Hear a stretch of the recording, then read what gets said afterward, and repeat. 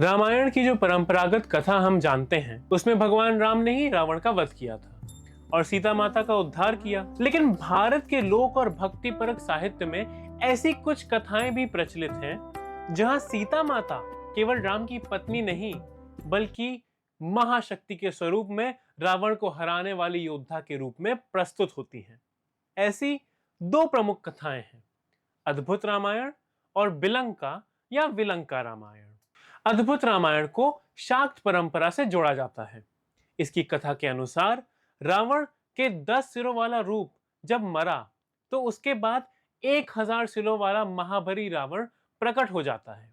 जब भगवान राम उस महाशक्तिशाली राक्षस से लड़ते हैं तब उन्हें वह परास्त कर देता है। तभी सीता माता अपनी मानवीय सीमाओं से ऊपर उठकर महाकाली का रूप धारण कर लेती हैं। उनके इस भयानक रूप के सामने वह 1000 सिरों वाला राक्षस टिक नहीं पाता है और अंततः सीता ही 1000 सिरों वाले रावण का वध करती है। यह कथा सीता को केवल धर्मपत्नी के रूप में नहीं बल्कि देवी शक्ति के रूप में मान्यता देती है। दूसरी कथा आती है बिलंका रामायण से, जो ओडिया भाषा की प्राचीन लोक कथा है जिसे 15वीं सदी में सारला दास ने लिखा। इसमें भी एक अलग रावण का वर्णन है जो पाताल या विलंका का राक्षस होता है।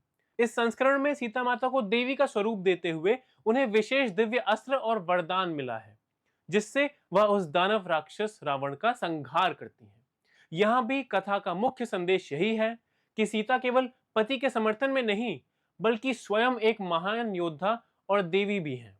यहां यह स्पष्ट करने की जरूरत है कि ये कथाएं वाल्मीकि रामायण या तुलसीदास की रामचरितमानस की पारंपरिक कथाओं का हिस्सा नहीं है।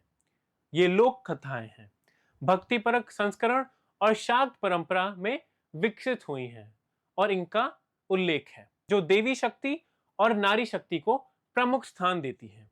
इन कथाओं में सीता माता का स्वरूप रामायण की पारंपरिक व्याख्या से अलग है और यह दर्शाता है कि भारतीय महाकाव्यों में समय के साथ लोक साहित्य में नई दृष्टि और रचनात्मकता कैसे जुड़ती रही।